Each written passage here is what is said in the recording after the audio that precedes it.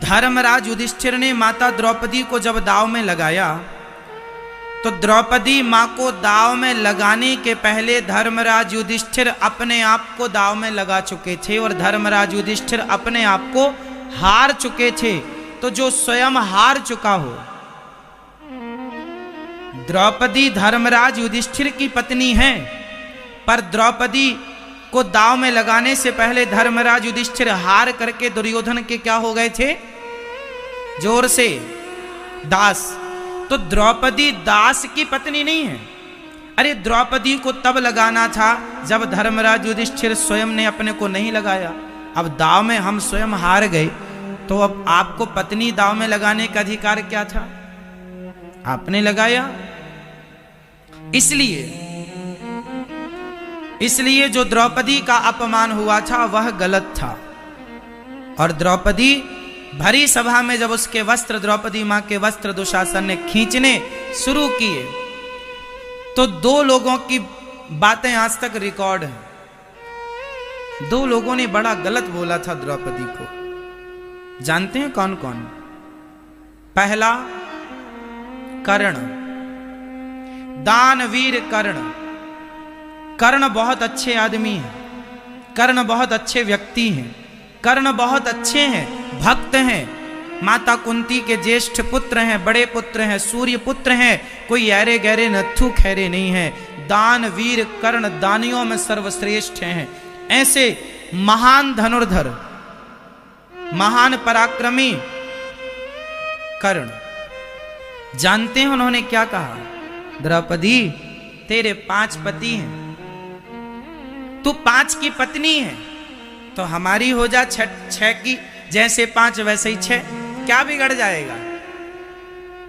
आजा, तो मेरी पत्नी हो जा। अब ये बात कब कही थी कर्ण ने? द्वापर युग में। और अभी कौन सा युग चल रहा है? कलयुग। आदमी मर जाता है साहब, आदमी के द्वारा कहे गए शब्द कभी नहीं मरते। इसलिए कहने के पहले जरा सोच लिया करो कि जो बोल रहे हो उसका समाज पर क्या प्रभाव पड़ेगा। शब्द संभाल के बोलिए, शब्द के हाथ न पाओ। एक शब्द औषधि करे, एक शब्द करे घाव। आदमी नहीं रहेगा, लेकिन आपके शब्द रहेंगे कि फलाने ने ये कहा था। इसलिए जरा संभल कर बोला करो। मुंह है आपका तो कुछ भी बोल देंगे ना, विचार करके। दूसरा, दुर्योधन ने बोला द्रौपदी आजा, मेरी जांघों पर, मेरी गोद में आकर बैठ जा। इसके कपड़े उतार दो और मेरी गोद में बिठा दो। इसका मतलब क्या हुआ? दुर्योधन कौन था द्रौपदी का? रिश्ते में क्या लगता था दुर्योधन द्रौपदी मां का? सगा देवर हैं ये। मुझे लगता है दुर्योधन जैसा आज का कोई देवर नहीं हो सकता जो भरी सभा में अपनी भाभी से कहे कि तुम मेरी गोद में आकर बैठ जाओ। भाभी मां के तुल्य होती है। लक्ष्मण जी ने अपनी भाभी माता सीता का कितना आदर किया। भाभी मां की तरह ही है, मां ही है, बस ये समझो। पर दुर्योधन कहता है मेरी गोद में आकर बैठ जा। जंघा पर दुशासन साड़ी खींचने लगा। अपमान हो रहा भरी सभा में। कौन है बचाने वाला? अर्जुन, उठाओ अपना गांडीव, मेरी लाज बचा लो। गांडीव रखा रहा। अर्जुन ने सिर भी ना उठाया कि मेरी पत्नी। ये वही अर्जुन है जिनके गांडीव से लोगों के पसीने छूट जाते हैं। हिल भी ना पाए अर्जुन, ना भीम, ना युधिष्ठिर, ना नकुल, ना सहदेव। तब द्रौपदी ने पुकारा, कोई नहीं आया। तब द्रौपदी ने कहा, अच्छा बताओ, द्रौपदी मां ने भगवान को बुलाने में देर लगाई या भगवान ने आने में देर लगाई? माता द्रौपदी ने भगवान को बुलाने में देर लगाई या भगवान ने आने में देर लगाई? किसकी तरफ से देर थी? भगवान की तरफ से देर थी या द्रौपदी मां की तरफ से? भगवान ने देर नहीं लगाई मेरी मां, द्रौपदी मां ने बुलाने में देर लगाई। समय गवाया पहले अर्जुन को बुलाकर। अर्जुन आओ, भीम आओ, युधिष्ठिर आओ, अरे इन्हें क्यों बुला रहे हैं? आप ये याद रखना कि दुनिया का कितना भी पावर आपके पास हो, लेकिन पावर काम नहीं आता, जगत का पावर काम नहीं आता, जगन्नाथ जी का पावर काम आता है। इसलिए उस परमात्मा के भरोसे रहा करो, ये दुनिया के भरोसे ना रहा करो। ये दुनिया नहीं सुनेगी साहब, ये दुनिया नहीं आएगी, आएंगे तो कौन? आप मेरे भाई हो। याद रखो, एक बार श्याम सुंदर की कलाई में चोट लग गई थी, तब माता द्रौपदी ने अपने साड़ी का पल्लू फाड़कर और बांध दिया। श्याम सुंदर ने कहा, बहन इतनी कीमती साड़ी तूने इतने से घाव के लिए फाड़ दी?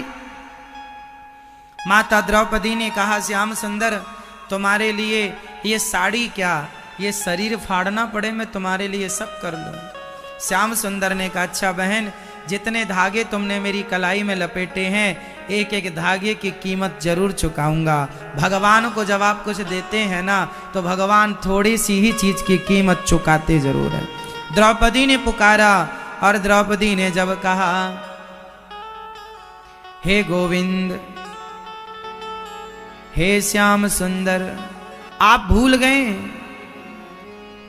आप भूल गए कि आपकी बहन आपको पुकार रही है। कहां चले गए गोविंद, कहां चले गए हमें? क्या आपको याद नहीं आ रही है हमारी? हे श्याम सुंदर। अब द्रौपदी ने कहा, हे गोविंद, अब तुम्हारे सिवा कोई नहीं है, सबको बुलाकर देख लिया, सबने हाथ खड़े कर दिए, अब आप भी नहीं आए तो अब साड़ी मेरी नहीं, लाज मेरी नहीं, तुम्हारी उतरेगी। दौड़ पड़े द्वारिकाधीश, पल की देरी लगाए बिना वस्त्र का रूप बनाकर भगवान खींच रहे, दुशासन खींच रहा, ढेर लग गया साड़ी का, खत्म ही नहीं हो रही। दुशासन ने कहा, साड़ी बीच नारी है कि नारी बीच साड़ी है, साड़ी ही की नारी की, नारी ही की साड़ी है। द्रौपदी ने कहा, मूर्ख, ना साड़ी बीच नारी है, ना नारी बीच साड़ी है, ना साड़ी ही की नारी है, ना नारी ही की साड़ी है। ये तो वृंदावन बिहारी है जो चीर बनकर खिंचा जा रहा है, खिंचा जा रहा है। देखते रह गए, बहुत कोशिश की उतारने की साड़ी, पर कहते हैं जब लाज भगवान बचाने को तैयार हो, लाज भगवान बचाएं तो लाज लूटे कौन? अब यहां एक सवाल है कि भगवान ने द्रौपदी की लाज बचाई, आज द्रौपदी की तरह ना जाने कितनी बहन बेटियों की लाज लुटती है, भगवान क्यों नहीं आते बचाने? तो सवाल आपने किया कि क्यों नहीं आते, तो उत्तर यह है कि बुलाने वाली यदि द्रौपदी हो और द्रौपदी के प्रेम से, द्रौपदी की तरह कोई प्रेम से बुलाए, तो भगवान आज भी आने को तैयार हैं। साड़ी तो बहुत लोगों की आज भी खिंचती है, लुटती है, पर बुलाने वाली वो द्रौपदी नहीं है ना। यदि द्रौपदी बनकर कोई पुकारे तो गोविंद आज भी आने को तैयार है। तुम बुलाओ तो सही, बुलाने वाले तो बनो। भगवान ने माता द्रौपदी की सब तरह से लाज बचाई, और महाभारत में यह हमें शिक्षा मिली कि जमाने पर विश्वास ना करना। आपके संगी साथी कितने भी पावरफुल हों, लेकिन काम वो नहीं आएंगे। काम जब आएंगे तो बोलो मेरी माँ। कई बार ऐन वक्त में फोन भी नहीं लगता जिसके भरोसे आप बैठे हैं, लग भी जाए तो वो उठाता नहीं है जिसके भरोसे आप हैं। इसलिए मैं आपसे प्रार्थना करता हूं कि भगवान पे पूर्ण विश्वास रखिएगा। आने वाले भगवान, पुकारने वाले हम। अब हम द्रौपदी की तरह पुकार रहे हैं या सांसारिक लोगों की तरह? द्रौपदी की लाज बचाई और महाभारत का युद्ध हुआ। पांडवों 12 वर्ष के वनवास, 1 वर्ष का अज्ञातवास, महाभारत का युद्ध हुआ। उस महाभारत के युद्ध में एक चीज आपने देखी है, भीष्म पितामह पांडवों को मारने की प्रतिज्ञा कर चुके थे। कल के युद्ध में मैं पांडवों को मारूंगा। भगवान ने कहा कल के युद्ध में मैं पांडवों को मारूंगा। कल का युद्ध मेरे जीवन का अंतिम युद्ध होगा, मैं पांडवों को मार डालूंगा। किसे मार डालूंगा मेरी मां? पांडवों को। कल मैं पांडवों को मार डालूंगा। और ध्यान लगाकर भीष्म पितामह बैठ गए। पूरी नगरी में ये हवा की तरह खबर फैल गई कि पांडव कल का युद्ध अंतिम युद्ध होगा, कल पांडव मर जाएंगे। क्योंकि भीष्म पितामह की प्रतिज्ञा कभी अधूरी हो ही नहीं सकती। जब पितामह भीष्म ने कह दिया पांडवों को मारेंगे, तो द्रौपदी श्याम सुंदर के पास गई। कन्हैया बांसुरी बजा रहे थे। द्रौपदी ने कहा, कन्हैया क्या ये वक्त बांसुरी बजाने का है? क्या हुआ बहन, क्या हुआ? कहा। श्याम सुंदर ने कहा, क्या हुआ? द्रौपदी ने कहा, तुम्हें पता नहीं श्याम सुंदर कि कल पांडवों को, हमारे पतियों को मारने के लिए पितामह ने प्रतिज्ञा, भीष्म प्रतिज्ञा ले ली है। भगवान मुस्कुराए, बहन तो मैं क्या करूं? तुम क्या करो? तुम ही करोगे। क्या करूं मैं? कल मेरे पतियों की मृत्यु ना हो, आपको लाज बचानी है। क्या करूंगा मैं नहीं करता आपको, जो करना तुम करो, मैं क्या करूं? तुम मेरे साथ चलोगी? हाँ चलेंगे, चलो। भगवान ने रात्रि के लगभग 1 बजे रात द्रौपदी से कहा चलो। द्रौपदी को लेकर गए। पितामह भीष्म जिस कक्ष में बैठे थे, लंबा सा घूंघट डलवाया द्रौपदी को, और भगवान ने कहा जाओ चुपचाप पितामह को प्रणाम करना। द्वार पर भगवान खड़े हो गए। द्रौपदी की चरण पादुका उतरी थी, तो भगवान को लगा कोई देख ना ले, क्योंकि लोग देखेंगे तो कहेंगे कि दुश्मनों के कक्ष में ये द्रौपदी क्या कर रही है। क्योंकि पांडवों का और कौरवों का पक्ष अलग अलग था। उनके लोग वहां थे, इनके लोग यहाँ। अब उस तरफ के लोग यहाँ आके क्या कर रहे हैं, गलत मैसेज चला जाएगा कि इनकी कोई पर्सनल मंत्रणा हो रही है। तो भगवान ने द्रौपदी की चरण पादुका उठाई और छाती से लगा के किनारे चुपचाप खड़े हो गए। पितामह के पास द्रौपदी लंबा घूंघट डाल के गई। पितामह प्रणाम।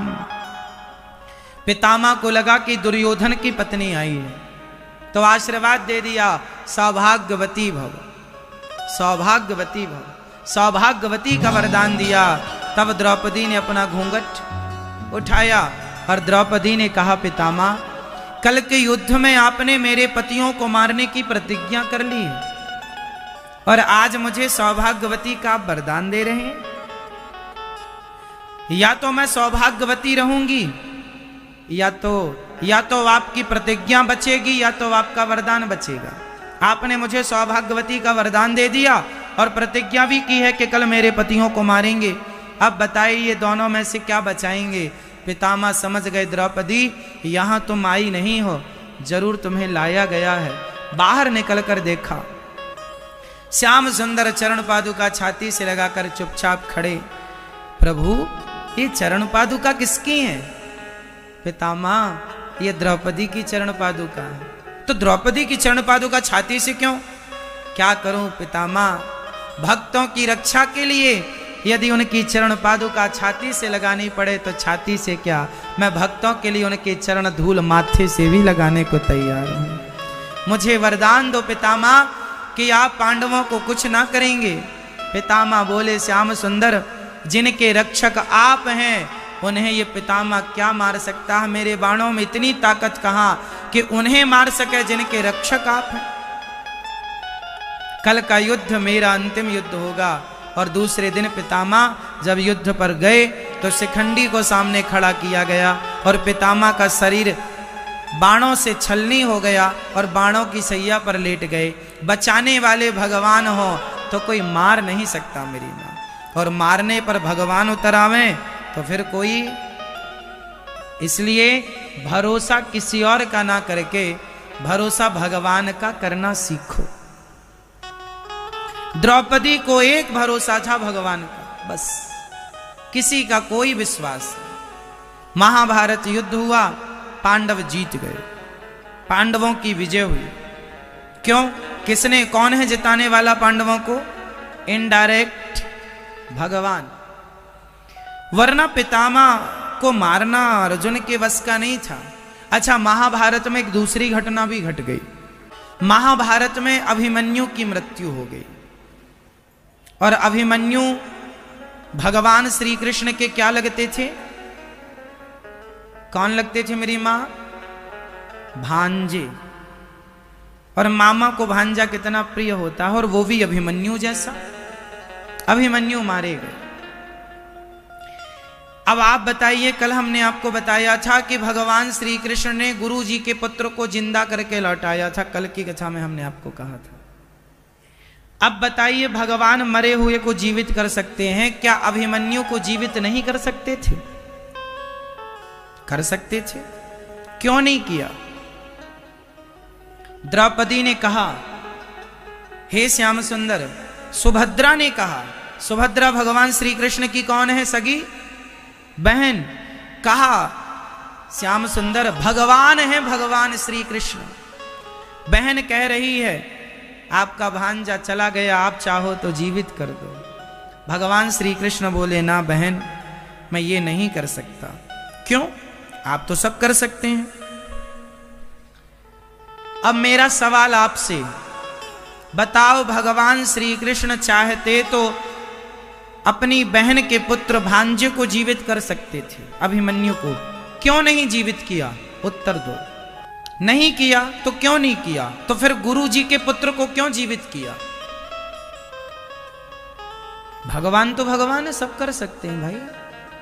उत्तर बड़ा गंभीर है मेरी मां। एक मां मेरे से आकर रोने लगी, बोली, महाराज जी, मेरे साथ भगवान ने बड़ा बुरा किया है। क्या बुरा किया मां? महाराज जी, एक मां थी, एक ही बेटा था, शादी की तारीख फिक्स हो गई, फलानी तारीख को शादी है, शादी की तारीख फिक्स है, तैयारी हो गई, बेटे के विवाह की धूम मची है, चारों तरफ कार्ड वार्ड बट गए हैं, शादी की तैयारी, अब बारात जाने का समय तैयार निकट आ गया, कुछ ही दिन बाकी थे कि अचानक वह पुत्र जो दुल्हा बनने जा रहा था, दुल्हा बनने की जगह वह उसकी किसी कारणवश मृत्यु हो गई। बिल्कुल सत्य घटना सुना रहा हूं, एक मां ने मुझे बताया। उसके बेटे की मृत्यु हो गई विवाह के ठीक कुछ दिन पहले, कुछ दिन, हफ्ता भर पहले लगभग। बेटा निष्प्राण हो चुका, चला गया। मां रो रो के परेशान है, हे भगवान, तुम्हारी इतनी पूजा की, इतनी तुम्हारी श्रद्धा से आरती पूजा की, पर तुमने मेरी ये दुर्दशा कर दी, मेरा जवान बेटा मुझसे छीन लिया। अरे हम बूढ़े माँ बाप का ये बेटा ही तो सहारा था, क्या कमी रखी हमने तुम्हारी पूजा में, पाठ में, भक्ति में। हे प्रभु, तुमने बड़ा अन्याय किया है हमारे साथ। रोने लगी माँ। मेरे पास आई वो माँ, मेरे से शिकायत करने लगी, महाराज जी बताइए मेरी पूजा पाठ में क्या कमी रह गई, क्यों भगवान ने मेरे साथ ऐसा किया। मैं उस माँ की हर बात सुनता रहा। अंत में मैंने उस माँ को कहा, माँ, ये जो तुम्हारा बेटा था ना, तुम्हें पता है तुम्हें बेटा हो ही नहीं रहा था। उस माँ ने कहा, हाँ मुझे बेटा नहीं हो रहा था, बच्चा हो ही नहीं रहा था, शादी के बहुत साल तक मुझे कोई संतान नहीं थी। मैंने कहा, माँ तुम्हारे भाग्य में कोई पुत्र सुख था ही नहीं, कोई पुत्र सुख नहीं था। पर तुमने जो पूजा की है, जो भगवान में मन लगाया है, जो तुमने सच्ची भक्ति की, उस भक्ति से रीझ कर भगवान ने तुम्हारे भाग्य में पुत्र नहीं था, तो भगवान ने तुम्हारे भाग्य की रेखाओं को बदल कर तुम्हारे भाग्य में ना होने पर भी कृपा करके उन्होंने तुम्हारी झोली में एक सुंदर सा पुत्र डाला। वह पुत्र बस इतने दिनों के लिए ही आया था, तुम्हें मां कहकर पुकारने के लिए आया था ही नहीं, तुम्हें इतने दिनों के लिए मिला। इतने दिन मिला, इस बात का धन्यवाद देना है भगवान को। तुम शिकायत करो, रो, हम वर्तमान को समझते हैं, हम नहीं जानते कि भविष्य में क्या होना या भूत में हमारे साथ क्या था। भगवान तीनों कालों को जानते हैं। इसलिए मेरी मां, शिकायत ना करो, आपके शिकायत करने से कुछ ना होगा। भगवान मजबूर हैं, इसलिए भगवान ने अभिमन्यु को जीवित नहीं किया। यदि अपनी बहन के बेटे को जीवित कर देते तो आने वाले युगों में ना जाने कितनी बहनें कितनी माएं भगवान से कहती, वाह कन्हैया, अपनी बहन के बेटे को जीवित कर दिया, क्या हम तुम्हारे नहीं हैं? इसलिए भगवान ने अपनी बहन के बेटे को भी जीवित नहीं किया कि बहन तेरा बेटा अभिमन्यु बस इतने दिन के लिए ही आया था। क्या करें, उतने दिन के लिए ही आया था, बस जितना उसका समय था, कार्यकाल था, पूरा करके चला गया। विधि के विधान को भगवान भी नहीं बदल सकते। यदि भगवान सब बदलने लगे ना तो व्यवस्थाएं बिगड़ जाएंगी। एक के बेटे को जीवित, गुरु जी का बेटा जीवित कर दिया क्योंकि वो गुरु जी हैं। एक जगह जीवित करके दिखा दिया कि मैं सामान्य इंसान नहीं हूं, मैं मरे को जीवित कर सकता हूं, मैं भगवान हूं, कह दिया भगवान ने। पर अब बहन के बेटे को जीवित करते तो भगवान पर यह आरोप लग जाता, वाह कन्हैया, अपनी बहन का बेटा जिला दिया, क्या हम तुम्हारी बहन नहीं है? क्या हम तुम्हारे नहीं हैं? हमारे बेटे को जिला दो। इसलिए अभिमन्यु की मृत्यु पर भगवान रोए हैं पर उन्हें जीवित नहीं किया। समय सब लोग लेकर आते हैं मेरी मां, मैं भी अपना समय लेकर आया हूं, आप भी अपना समय लेकर आए हैं। ये आज का सूर्यास्त होते ही मेरे जिंदगी का एक दिन और कम हो गया। इसलिए कोई चला जाए तो भगवान से शिकायत ना करो कि प्रभु तुमने मेरे साथ गलत किया। आप एक पक्ष देखते हैं, आप दोनों पक्ष देखिए कि आपके भाग्य में बेटा नहीं था पर दिया उसका धन्यवाद नहीं, चला गया उसका शोक, उसकी शिकायतें कभी पूरी ना होंगी, किसी की पूरी ना होंगी। जो मिला है उसका धन्यवाद दो और ये याद रखो कि संसार में कुछ चीजें हमें कुछ दिनों के लिए ही मिलती हैं। आपको क्या लगता है, आपकी पत्नी आपको कुछ दिनों के लिए मिली है, आपका पति आपको कुछ दिनों के लिए मिला है, आपकी माँ आपके पास बस कुछ दिन ही है, आपके पिता आपके पास बस कुछ दिन ही है। देखते देखते लोग चले जाते हैं कि नहीं? इसलिए जब तक हैं उनकी सेवा करो, प्यार मोहब्बत से रहो। जब तक लोग होते हैं हम लड़ते हैं, जब नहीं होते उनकी यादों में रोते हैं। ये सत्य है कि एक दिन वो नहीं होगा, एक दिन वो नहीं रहेगा जिससे हम प्यार करते,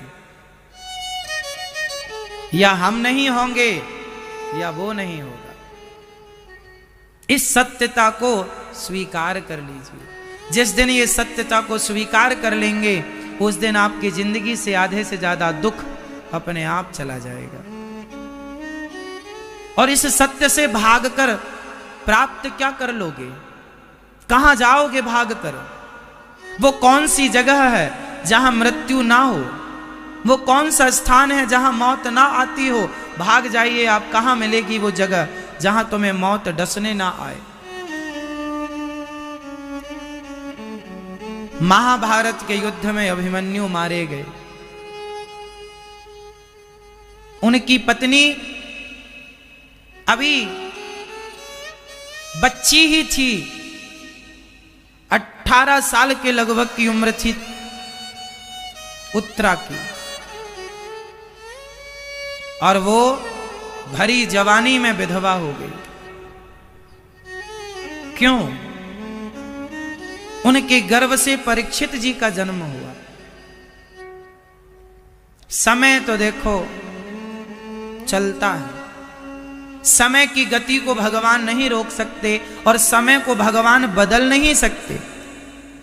इसलिए जो हो रहा है उसे स्वीकार करना पड़ेगा। हंसकर स्वीकार कीजिए, या रोकर। महाभारत में पांचों पांडव राजा बन गए, धर्मराज युधिष्ठिर पांडव युद्ध जीत गए। कौरव में से दुष्ट दुर्योधन की जंघा टूट गई और जांग टूटने से वो मौत की याचना कर रहा है, मौत आ जाती तो मैं मर जाता। मौत नहीं आई, गुरु द्रोणाचार्य का बेटा अश्वत्थामा आ गया। अच्छा, दुर्योधन की मृत्यु भी अधर्म से हुई थी। आज यहां मैं कुछ पक्ष आपको बताऊंगा जो बहुत सारे सवाल महाभारत से रिलेटिव खड़े रहते हैं। वह सवाल जो शायद कभी ना कभी आपके दिल दिमाग में उठे हों, आज उनका समाधान करेंगे। पहला सवाल, दुर्योधन को भीम भैया ने धर्म से मारा कि अधर्म से मारा? दुर्योधन की मृत्यु भीम भैया ने उन्हें धर्म से मारा था कि अधर्म से? जोर से। अधर्म से। अधर्म से कैसे? गदा युद्ध का नियम होता है कि गदा छाती पर मारा जाता है, गदा जंघा पर कमर के नीचे नहीं मारा जाता। जबकि भीम भैया ने कहाँ गदा मारी थी? दुर्योधन की जांघों पर। जबकि युद्ध का नियम है कि आप जांघों पर गदा नहीं मार सकते, तो युद्ध के नियम का उल्लंघन भीम भैया ने क्यों किया? अच्छा बताइए, महाभारत के युद्ध में युद्ध के नियमों का उल्लंघन सबसे पहले किसने किया है? पांडवों ने या कौरवों ने? कहां किया है? अभिमन्यु की मृत्यु पर। अभिमन्यु, युद्ध का नियम था एक योद्धा से एक ही लड़ेगा, पर एक अभिमन्यु से 7 महारथी लड़े थे।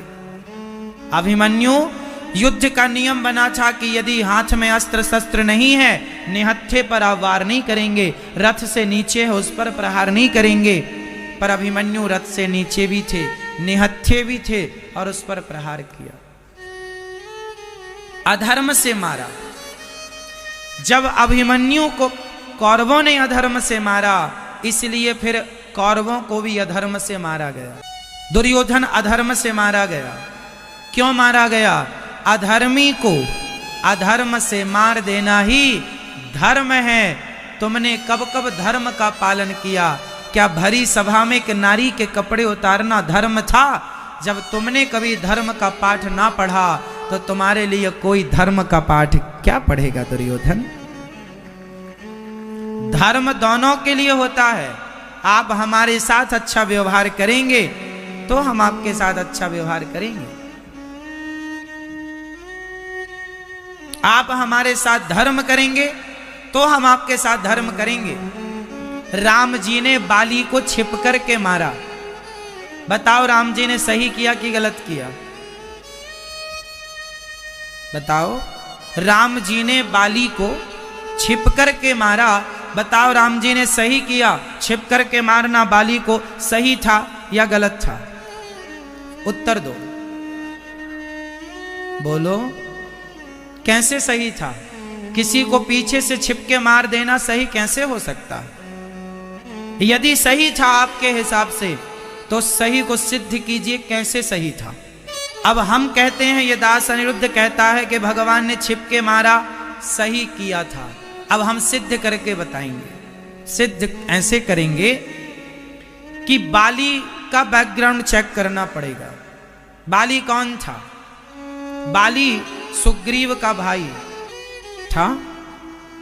बाली ने सुग्रीव की पत्नी का हरण कर रखा था, जैसे रावण ने माता सीता का अपने भाई की पत्नी का हरण कर लिया बाली ने, और उसको अपनी पत्नी बना के रखता है, उसके साथ दुराचार करता है।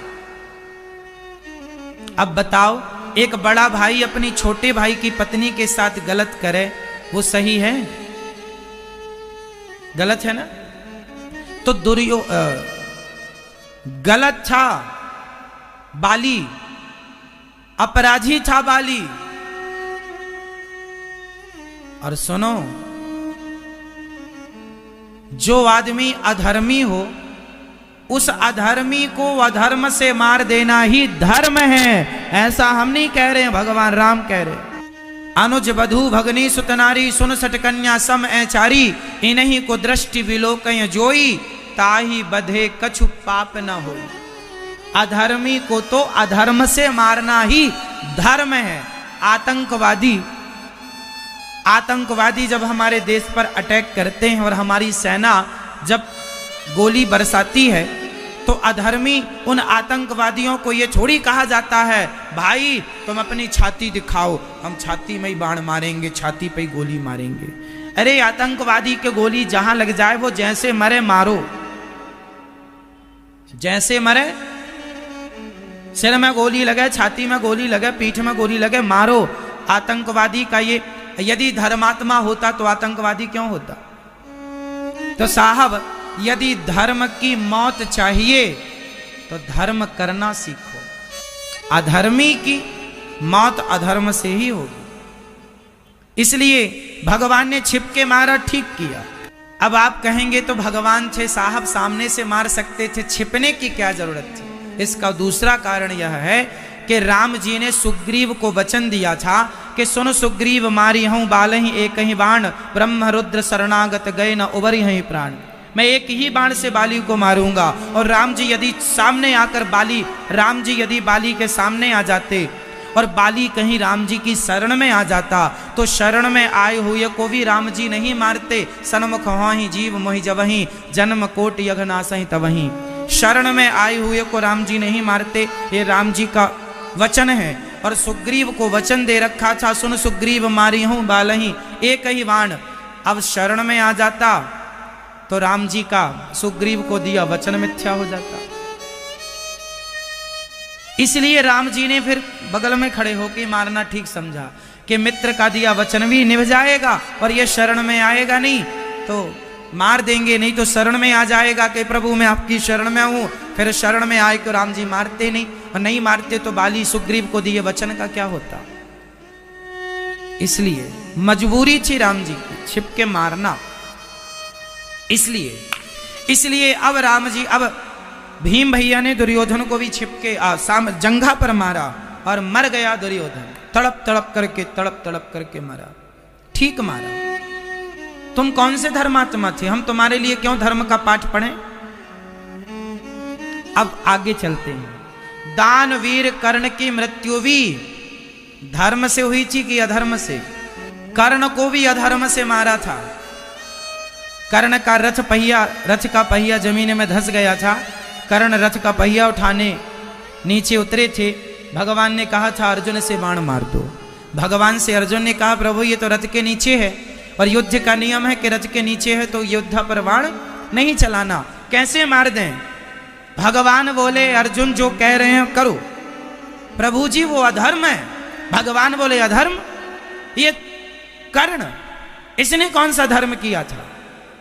चलो एक सवाल पूछता हूं, कर्ण के संदर्भ में उत्तर दीजिएगा। कर्ण ने, भगवान श्री कृष्ण ने कर्ण को बता दिया था कि तुम कुंती पुत्र हो, पांडवों के भाई हो। कर्ण को पता चल गया था कि मैं कुंती का बेटा हूं। भगवान ने कहा था चलो पांडवों के पक्ष में आ जाओ। युद्ध शुरू होने के पहले भगवान गए थे। ये चर्चा आपने सुनी कि नहीं? कहा था ना कर्ण को कि पांडवों के पक्ष में आ जाओ। कर्ण बोले मैं नहीं आऊंगा। अब बताइए, कर्ण ने कौरवों का साथ देकर, कर्ण ने दुर्योधन का साथ देकर, कर्ण ने अपनी दोस्ती निभाकर, मित्रता निभाकर, दुर्योधन की मित्रता निभाकर कर्ण ने सही किया या गलत किया? बोलो मेरी मां। भगवान कर्ण ने अपने मित्र का साथ देकर सही किया कि गलत किया? जोर से आप बताओ भगवान। जो लोग कह रहे हैं कि कर्ण ने दोस्ती निभाकर सही किया, अब मेरा सवाल आपसे, यदि आप कहते हैं कि दोस्ती निभाना, हां मैं मानता हूं कि दोस्ती निभाना सही है, मित्रता निभाना सही है और मित्र का साथ देना सही है, परंतु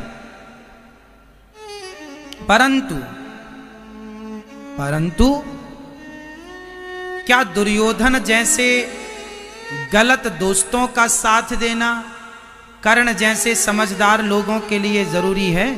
दोस्ती का मतलब ये नहीं है कि मेरा दोस्त गलत जा रहा है तो मैं साथ दूं क्योंकि वह मेरा दोस्त है। दोस्ती का मतलब यह है कि आपका दोस्त गलत जा रहा है तो आप तुरंत उसे गलत रास्ते से निकालकर सही रास्ते पर ले आए। जब भरी सभा में दुर्योधन ने द्रौपदी की साड़ी उतरवाई, उस समय कर्ण को कहना चाहिए दोस्त, मैं तेरा दोस्त हूं, पर एक दोस्ती के नाते कहना चाहिए था कि एक नारी का अपमान करना सही नहीं है। दोस्ती का मतलब यह है कि अपने दोस्त को गलत करने से रोकना, ना कि दोस्ती के नाम पर उसके गलत में साथ देना। यह कैसी दोस्ती है भाई कि दोस्ती के कारण तुम भरी सभा में एक नारी के कपड़े उतार रहे हो? यह कैसी दोस्ती है? एक बात बताओ मेरी मां, दुर्योधन ने कर्ण पर एक एहसान किया था, बताओ क्या? दुर्योधन ने कर्ण पर एक एहसान किया था, बताओ क्या? क्या एहसान किया था? कि दुर्योधन ने कर्ण को अंग देश का राजा बना दिया था। कर्ण राजा नहीं थे, इसलिए उनको राजाओं के बीच में बैठने की इजाजत नहीं थी। राजाओं के बीच राजा बैठेगा? तब दानवीर कर्ण को दुर्योधन ने कहां का राजा बनाया था? अंग देश का, इसलिए उनका नाम है अंगराज कर्ण। अब यहां फिर मैं एक सवाल पूछूंगा आपसे कि आपका दोस्त माना कि आपको बहुत सारा पैसा देता है, बहुत धन देता है, तो धन देने का अर्थ क्या ये है कि धन देकर आपसे गलत काम कराएगा तो आप करेंगे, इसलिए कि मैं तेरे एहसानों के तले दबाऊं? एक बात बताऊं साहब, नमक रोटी खाकर गुजारा कर लेना, पर किसी का एहसान अपने माथे ना रखना। आदमी एहसान एक बार करता है और उसके गीत सारे जिंदगी गाता है। नमक रोटी खा लेना, नमक रोटी खा लेना, पर कर्ण मत बनना। कर्ण, अरे दुर्योधन ने दान दे दिया, चलो अंग देश का राजा बना दिया, तो वापस कर देते, चल भाई तेरा राज्य तू ले ले, पर मैं भरी सभा में एक नारी का अपमान नहीं करूंगा, मैं तेरा दोस्त हूं, निभाऊंगा, पर तेरा गलत में साथ नहीं दूंगा। ये बोल देना क्या बुरा था? शायद दुर्योधन सुधर जाता कि मेरा मित्र मेरा साथ नहीं देगा गलत में। अरे गलत रास्ते पर जो लोग साथ देते हैं वो लोग आपका बुरा चाहते हैं। भला चाहने वाला रोक देगा कि ये गलत है, यहां मत जाओ, सर्वनाश होगा। देखो महाभारत में कितना ज्ञान छिपा हुआ है। दानवीर कर्ण पूज्य हैं, उनके जैसा योद्धा नहीं, उनके जैसा दानी नहीं, पर फिर भी गलती कर गए वो दुर्योधन का साथ देकर। इसलिए साथ गलत आदमी का मत देना मेरी मां, गलत साथ अधर्म का मत देना। भगवान ने किसका साथ दिया? जोर से, जोर से, धर्म का। और कर्ण ने किसका साथ दिया? अधर्म का। दुर्योधन के पक्ष में अधर्म था और पांडवों के पक्ष में, इसलिए विजय धर्म की हुई, ना कि अधर्म की। एहसान कितने भी हों, एहसान है तो आप अधर्म करेंगे, लौटा दो सब एहसान, हमें ना चाहिए आपके एहसान। इसलिए कहता हूं एहसान लिया ही मत करो, मुझ पर इतना ही एहसान करो कि मुझ पर कोई एहसान ना करो। कर्ण नीचे आए और अर्जुन ने बाण चलाया, कर्ण को बाण छाती पे लगा। जब छाती पे लगा तो एक पंडित जी आ गए। कर्ण जी सुनो, हमारी बेटी का विवाह होना है, कुछ सोना चांदी कुछ दान कर दो, आप तो दानवीर हो। कर्ण ने कहा ठीक। दानवीर कर्ण के छाती में बाण लगा है, मौत सिर पर नाच रही है, और द्वार पर आया ब्राह्मण, कहता है कि कुछ दे दो। तो क्या था वहां देने का? कुछ नहीं था। दांत में सोना लगवा रखा था कर्ण ने, पत्थर उठाया और दांत तोड़ दिया, और दांत सोने के दिया था, ये ले लो। जो आदमी मरते मरते दान करके गया, इसलिए आज भी दानवीरों में कर्ण का नाम सर्वश्रेष्ठ है, मरते मरते दान किया, इसलिए दानवीर कर्ण श्रेष्ठ। इसलिए दान करने के लायक बनाया है विधाता ने आपको, तो दान जरूर कीजिएगा, क्योंकि दानम दुर्गति नाशनम, दान करने वाले व्यक्ति की कभी दुर्गति नहीं होती। चलो ये तो रही कर्ण की वो बातें जो आपने सुनी। अब कुछ बातें वो सुनिएगा जो शायद आप में से कुछ लोगों ने नहीं सुनी।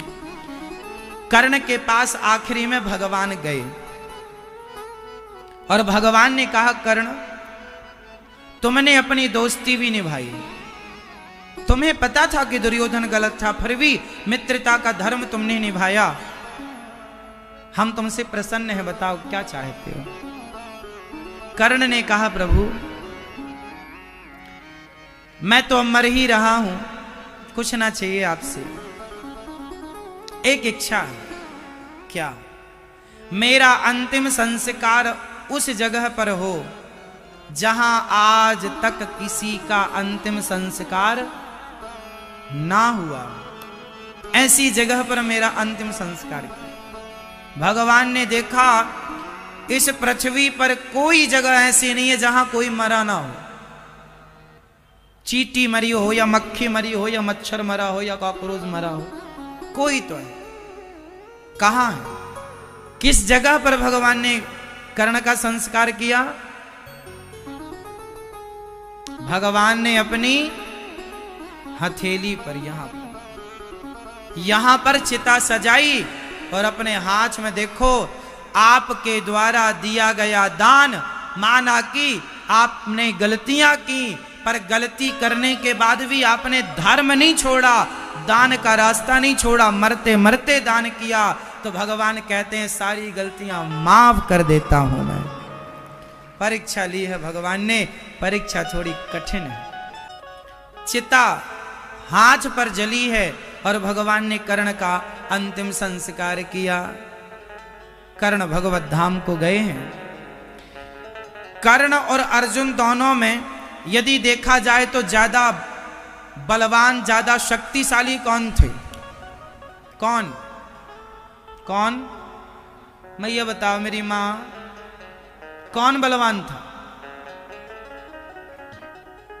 ये भैया सो रहे हैं, जगा दो। नींद आए तो बताना, लोरी सुनाएंगे। सुनो, कर्ण जो हैं, दानवीर कर्ण, वह श्रेष्ठ थे।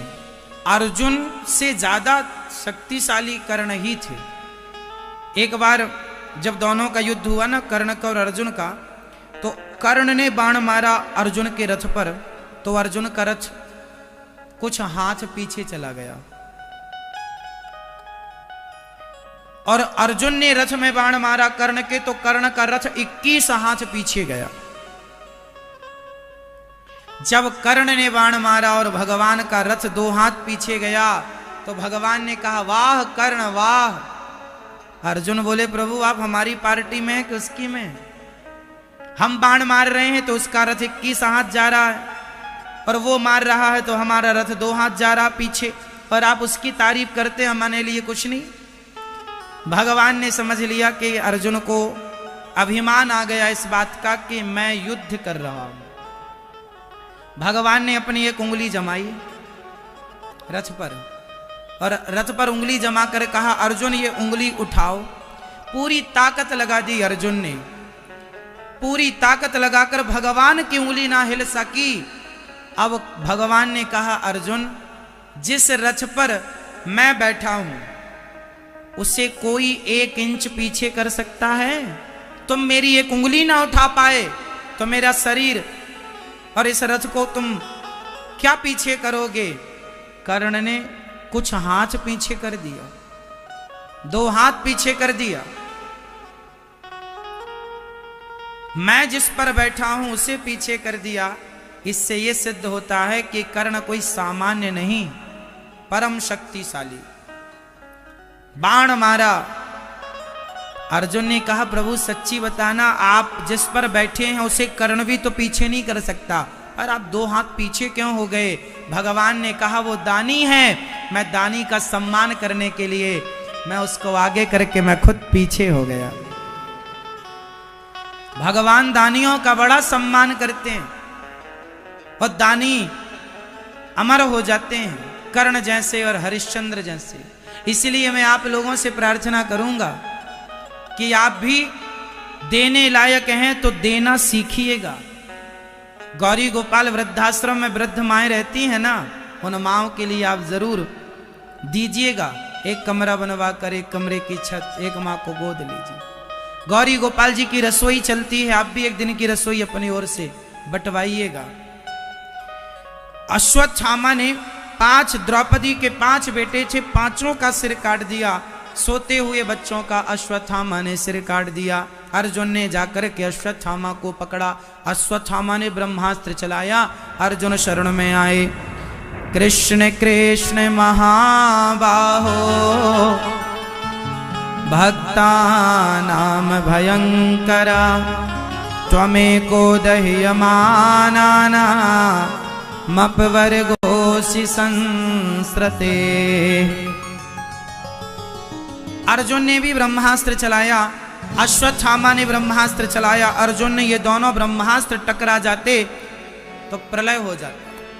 दोनों को शांत किया भगवान ने और द्रौपदी के सामने लाकर खड़ा कर दिया। द्रौपदी के 5 बच्चों को अश्वत्थामा ने मार दिया था। द्रौपदी के 5 बच्चों को भी भगवान ने जीवित नहीं किया। जो नहीं हो सकता वो नहीं हो सकता, नहीं जीवित किया। 5 बच्चे मर गए। अश्वत्थामा को लाया गया। द्रौपदी, जो दंड देना है, आपके पुत्र का हत्यारा आपके सामने है, जो दंड देना है दे दो, दे दो इसे दंड। द्रौपदी ने कहा, दया धर्म का मूल है, पाप मूल अभिमान, तुलसी दया न छोड़िए, जब तक घट में प्राण। दया हमें कभी नहीं छोड़नी चाहिए। दया धर्म का मूल है, पाप मूल अभिमान। तुलसी दया ना छोड़िए जब तक घट में। दया हमें कब तक करनी चाहिए? बताओ मेरी मां, दया हमें कब तक करनी चाहिए? जब तक हमारे शरीर में प्राण है। द्रौपदी के 5 बच्चे मर गए और द्रौपदी कहती है, इसे छोड़ दो। इससे बड़ी दया क्या होगी कि पुत्र का हत्यारा सामने खड़ा है और द्रौपदी मां कह रही है छोड़ दो। इससे बड़ी दया और क्या हो सकती? और दया द्रौपदी मां के अंदर है, इसलिए भगवान ने उन्हें अपनी बहन कहा। आप लोगों से एक निवेदन करूं मेरी मां, आप भी अपने हृदय में दया भर करके रखिए। जीव मात्र के लिए दया। और दया कहां से आएगी? जब कथाएं सुनते रहेंगे, सत्संग करते रहेंगे। आज पूज्य श्री अनिरुद्धाचार्य जी महाराज ने हम सभी लोगों को बहुत ही उत्तम एवं शिक्षाप्रद कथा सुनाई है। आशा करता हूं कि इस शिक्षाप्रद कथा से हम सभी लोग कुछ न कुछ शिक्षा अवश्य ग्रहण करेंगे और अपने जीवन को सुखी और सात्विक बनाने का प्रयास करेंगे।